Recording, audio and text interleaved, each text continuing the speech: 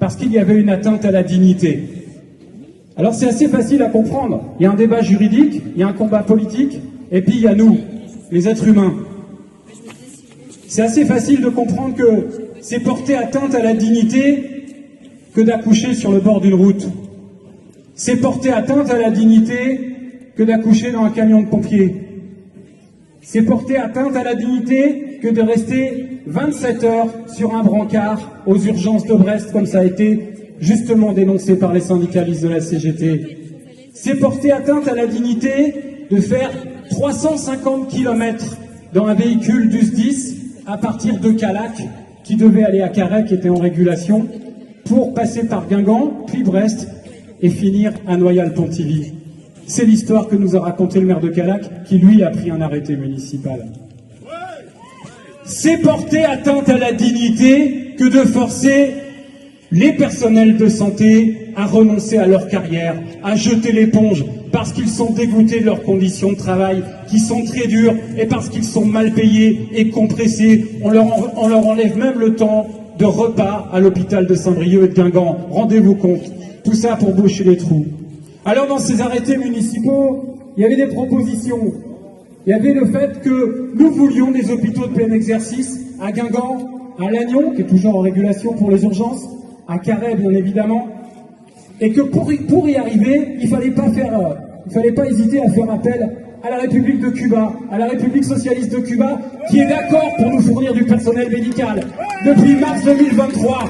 Et croyez-moi, quand on a rencontré l'ambassadeur de Cuba à Guingamp, avec les élus locaux, on a parlé de l'hôpital de Carhaix, parce que pour nous c'est évident, c'est le même combat. On a également parlé de l'exigence de la régularisation des praticiens à diplôme hors Union européenne, c'est-à-dire des médecins étrangers qui bossent comme des soutiers et qui font tourner l'hôpital public.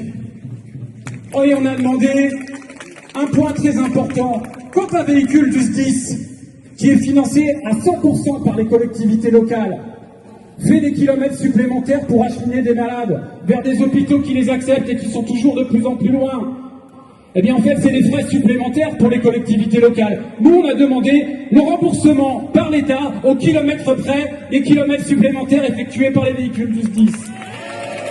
Et c'est normal. L'austérité, c'est pas nous qui allons la payer.